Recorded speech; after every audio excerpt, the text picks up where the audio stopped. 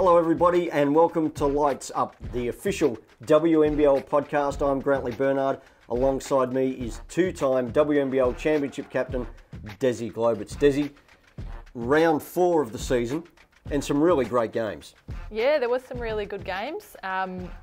Really interesting round, a few more big injuries, which we'll discuss a little bit later, but Bendigo just continue to roll. They certainly do. They're up to 6-0 now. Take us through round 4 action, Desi.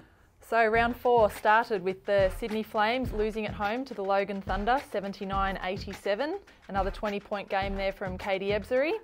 For the Thunder, Nat Taylor, 24 points and 9 rebounds, having a great season so far. And also the new import, Laurie Cohen, 24 points and showed that she can definitely shoot the 3, which is a big rap on her. Over to Dandenong, who had an 11-point win, 92-81 over the Townsville Fire. Jenna O'Hay had a fantastic game with 24 points, 8 rebounds and 8 assists. And Kayla Standish was excellent for the Townsville Fire with 26 points on 10 of 14 shooting. Canberra Capitals survived a late run from the Logan Thunder to win 71-68.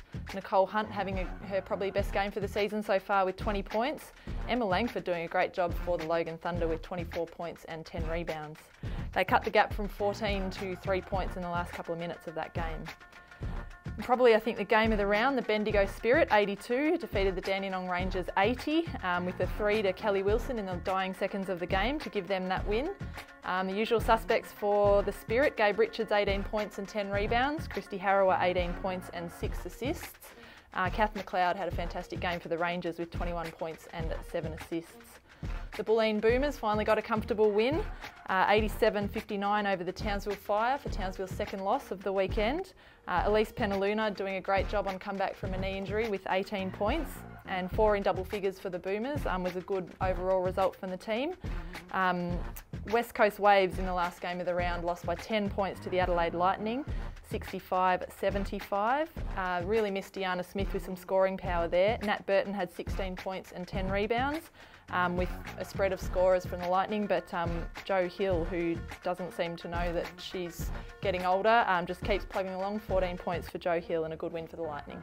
We do keep referring to the older ladies of the competition, Desi, and Jo Hill, she might have everyone covered. She may be the oldest, but she just keeps on keeping on, as you said. Yeah, she was out of the league for a couple of years. I'm not entirely sure whether she was overseas, but she just hasn't lost any spring or any energy. And I guess we do talk about them not with any disrespect, but more because really marvelling and, you know, as someone a bit younger than them who, you know, struggle with the body and retired myself, I just look at the likes of Christy and Joey and hats off to them. They're doing a fantastic job and continually, they're not just in the teams, they're really contributing and going great. Yeah, I think Jo Hill's probably done a great job because a lot of people probably thought she reached her peak in 2000 when she made the Olympic team, and that's now only 12 years ago.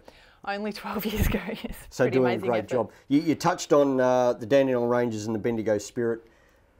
Bendigo 82, Dandenong 80, so it's, I guess, the 6-0 Rangers, the 6-0 Spirit, who are, you know, pretenders to the crown, beating the defending champion. What do you read into that game?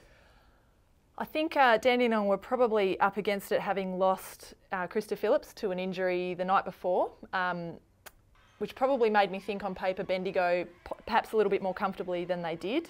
I'm not sure, having not seen the game, I'm not sure how Dandenong managed to do a reasonable job on Gabe. I think Alison Downey's someone that tends to be able to defend above her size. Yeah, she seems to do a really good job of that, and Mark is obviously very creative with the way he scouts and the way he double teams. Is certainly a very aggressive defence, but both point guards on paper seem to have a good game, so that would have been a good duel to see. But perhaps Bendigo with the home crowd and on a bit of a roll, and still players to come in for Bendigo, which is the frightening thing about it. That could be the forerunner of big games ahead when the finals roll around, that one, Bendigo and Dandenong. The ladder as it stands right now, with Bendigo at 6-0, clear on top from Adelaide, who are 4-1. Then there's a bit of a logjam. Dandenong at 3-2, Canberra at 3-2 make out the top 4. Then Bulleen at 2-3, Logan at 2-3, Townsville at 2-3.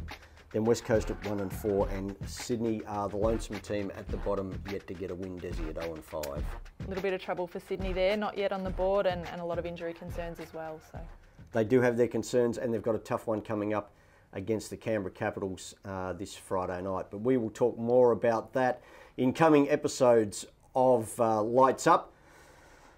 Without our generous sponsors and the support of our social media partners, we wouldn't be able to put this show on. You can check out the WNBL and all the WNBL players, obviously, at the WNBL website, wnbl.com.au. You can follow them on Twitter at WNBL and also on the Facebook page. And don't forget, at Desi Globe at 6 on Twitter, and our absent co-host at Sharon Milner 4. Get onto the girls and send them a tweet. I'm sure they'll hit you back. Have you figured out Twitter yet, Desi? No, I have not. Still struggling. No idea how to use it, but I will work that out. We'll get some lessons going for Desi on Twitter. Thanks to our sponsors, the Australian Sports Commission, Champion, Spalding, IONET, ANFA, ABC, and Sporting Pulse. I'm Grantley Bernard. This is Desi Globitz. Join us again later in the week when we come back for more of Lights Up.